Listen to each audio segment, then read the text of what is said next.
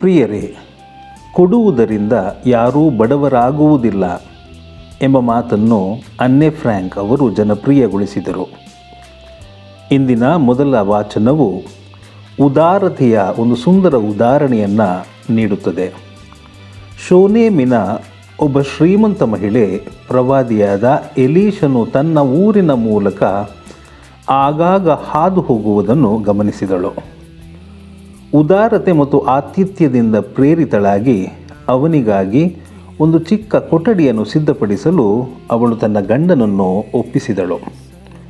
ಆ ಕೊಠಡಿಯಲ್ಲಿ ಒಂದು ಹಾಸಿಗೆ, ಒಂದು ಮೇಜು, ಒಂದು ಕುರ್ಚಿ ಮತ್ತು ಒಂದು ದೀಪ ಇತ್ತು.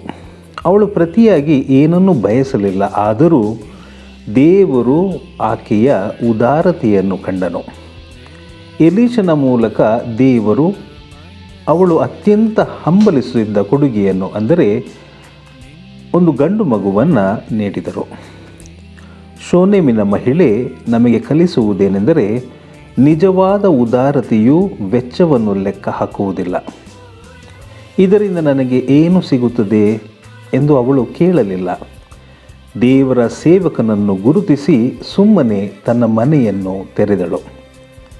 ಅವಳ ಉದಾರತೆಯು ದೇವರ ಆಶೀರ್ವಾದವು ಅವಳ ಜೀವನಕ್ಕೆ ಬರಲು ಒಂದು ಮಾರ್ಗವಾಯಿತು. ಇಂದಿನ ಶುಭ ಸಂದೇಶದಲ್ಲಿ ಯೇಸು ಇದೇ ಸತ್ಯವನ್ನು ಪುನರುಚ್ಚರಿಸುತ್ತಾರೆ. ಪ್ರವಾದಿ ಎಂದು ಯಾರಾದರೂ ಒಬ್ಬ ಪ್ರವಾದಿಯನ್ನು ಸ್ವೀಕರಿಸಿದರೆ ಅವರು ಪ್ರವಾದಿಯ ಬಹುಮಾನವನ್ನು ಪಡೆಯುವರು. ಪವಿತ್ರ ವ್ಯಕ್ತಿ ಎಂದು ಯಾರಾದರೂ ಒಬ್ಬ ಪವಿತ್ರ ವ್ಯಕ್ತಿಯನ್ನು ಸ್ವೀಕರಿಸಿದರೆ ಅವರು ಪವಿತ್ರ ವ್ಯಕ್ತಿಯ ಬಹುಮಾನವನ್ನು ಪಡೆಯುವರು.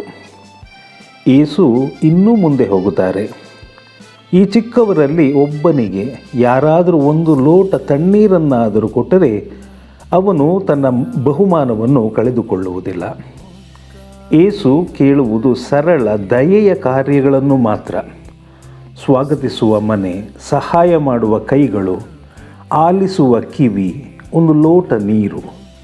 ಇವು ಚಿಕ್ಕದಾಗಿ ಕಂಡರೂ ದೇವರ ದೃಷ್ಟಿಯಲ್ಲಿ ಇವು ಅಮೂಲ್ಯವಾದವು. ಈ ಉದಾರತೆಯ ಮನೋಭಾವಕ್ಕೆ ನಾವೆಲ್ಲರೂ ಆಹ್ವಾನಿಸಲ್ಪಟ್ಟಿದ್ದೇವೆ. ನಾವು ನಮ್ಮ ಸಮಯದೊಂದಿಗೆ ಉದಾರವಾಗಿರಬಹುದು. ಒಂಟಿಯಾಗಿರುವ ಅಥವಾ ಧೈರ್ಯಗೆಟ್ಟಿರುವ ವ್ಯಕ್ತಿಗಳಿಗೆ ಸಾಂತ್ವನವಾಗಿ ನಿಲ್ಲುವುದರ ಮೂಲಕ, ಅವರೆಡೆಗೆ ಗಮನ ಕೊಡುವುದರ ಮೂಲಕ ನಾವು ನಮ್ಮ ಪ್ರತಿಭೆಗಳೊಂದಿಗೆ ಉದಾರವಾಗಿರಬಹುದು. ಇತರರ ಸೇವೆಗಾಗಿ ನಮ್ಮ ಕೊಡುಗೆಗಳನ್ನು ಬಳಸುವುದಾಗಿದೆ. ನಾವು ನಮ್ಮ ಸಂಪನ್ಮೂಲಗಳೊಂದಿಗೆ ಉದಾರವಾಗಿರಬಹುದು. ಅಗತ್ಯವಿರುವವರೊಂದಿಗೆ ಹಂಚಿಕೊಳ್ಳುವುದು. ನಾವು ನಮ್ಮ ಕ್ಷಮೆಯೊಂದಿಗೆ ಉದಾರವಾಗಿರಬಹುದು. ದ್ವೇಷಗಳನ್ನು ಬಿಟ್ಟು ಕರುಣೆ ತೋರಿಸಬಹುದು. ದೇವರ ಕೆಲಸಕ್ಕಾಗಿ ತಮ್ಮ ಜೀವನವನ್ನು ಮುಡಿಪಾಗಿಟ್ಟವರನ್ನು ಬೆಂಬಲಿಸುವಲ್ಲಿ ನಾವು ಉದಾರವಾಗಿರಬಹುದು. ಪ್ರಿಯರೇ, ನಮ್ಮ ಗಮನಕ್ಕೆ ಅರ್ಹವಾದ ಇನ್ನೊಂದು ಉದಾರತೆ ಇದೆ. ಪ್ರಭುವಿನ ಕಡೆಗೆ ನಮ್ಮ ಉದಾರತೆ. ಕೆಲವೊಮ್ಮೆ ನಾವು ದೇವರು ನಮಗೆ ಏನು ಕೊಡುತ್ತಾನೆ ಎಂಬುದನ್ನು ಮಾತ್ರ ಯೋಚಿಸುತ್ತೇವೆ. ಆದರೆ ಇಂದಿನ ವಾಚನಗಳು ನಾನು ದೇವರಿಗೆ ಏನು ಕೊಡುತ್ತಿದ್ದೇನೆ ಎಂದು ಕೇಳಲು ನಮ್ಮನ್ನು ಆಹ್ವಾನಿಸುತ್ತವೆ. ನಾವು ನಮ್ಮ ಪ್ರಾರ್ಥನೆಯಲ್ಲಿ ಉದಾರವಾಗಿದ್ದೇವೆಯೇ? ಆತನೊಂದಿಗೆ ಸಮಯ ಕಳೆಯಲು ಸಮಯ ಮಾಡಿಕೊಳ್ಳುವಲ್ಲಿ ಉದಾರವಾಗಿದ್ದೇವೆಯೇ? ಆತನ ಕರೆಯನ್ನು ಸ್ವೀಕರಿಸಿ ಆತನ ಚಿತ್ತವನ್ನು ಮಾಡುವಲ್ಲಿ ನಾವು ಉದಾರವಾಗಿದ್ದೇವೆಯೇ? ಪ್ರಭುವಿಗಾಗಿ ಮಾಡಿದ ಪ್ರತಿಯೊಂದು ತ್ಯಾಗ, ನಂಬಿಕೆಯ ಪ್ರತಿಯೊಂದು ಗುಪ್ತ ಕಾರ್ಯ, ಪ್ರಾರ್ಥನೆಯಲ್ಲಿ ಕಳೆದ ಪ್ರತಿಯೊಂದು ಕ್ಷಣವೂ ವ್ಯರ್ಥವಾಗುವುದಿಲ್ಲ. ದೇವರನ್ನು ಉದಾರತೆಯಲ್ಲಿ ಮೀರಿಸಲು ಸಾಧ್ಯವಿಲ್ಲ. ದೇವರಿಗೆ ಉದಾರವಾಗಿ ಕೊಡುವವರು ತಾವು ದೇವರಿಗೆ ಅರ್ಪಿಸಿದ್ದಕ್ಕಿಂತ ದೇವರು ಯಾವಾಗಲೂ ಹೆಚ್ಚಾಗಿ ಹಿಂತಿರುಗಿ ಕೊಡುತ್ತಾನೆ ಎಂದು ಅರಿತುಕೊಳ್ಳುವರು. ಉದಾರತೆಯ ಅತ್ಯುತ್ತಮ ಉದಾಹರಣೆ ಯೇಸುವೇ ಆಗಿದ್ದಾರೆ. ಆತನು ನಮಗೆ ಏನನ್ನೋ ಮಾತ್ರ ಕೊಡಲಿಲ್ಲ, ಆತನು ನಮಗೆ ಸರ್ವವನ್ನು ನೀಡಿದನು. ಆತನು ತನ್ನ ಸಮಯವನ್ನು, ತನ್ನ ಕರುಣೆಯನ್ನು, ತನ್ನ ಬೋಧನೆಯನ್ನು, ತನ್ನ ಗುಣಪಡಿಸುವ ಸ್ಪರ್ಶವನ್ನು ಮತ್ತು ಕೊನೆಗೆ ಶಿಲುಬೆಯ ಮೇಲೆ ತನ್ನ ಸ್ವಂತ ಜೀವವನ್ನೇ ಕೊಟ್ಟನು.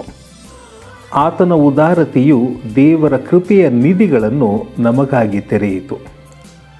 ಇಂದು ನಾವು ಬಲಿಪೀಠದ ಸುತ್ತಲೂ ಸೇರುವಾಗ ದೇವರ ಉದಾರತೆಯ ಪರಮ ಕೊಡುಗೆಯನ್ನು ಆಚರಿಸುತ್ತೇವೆ.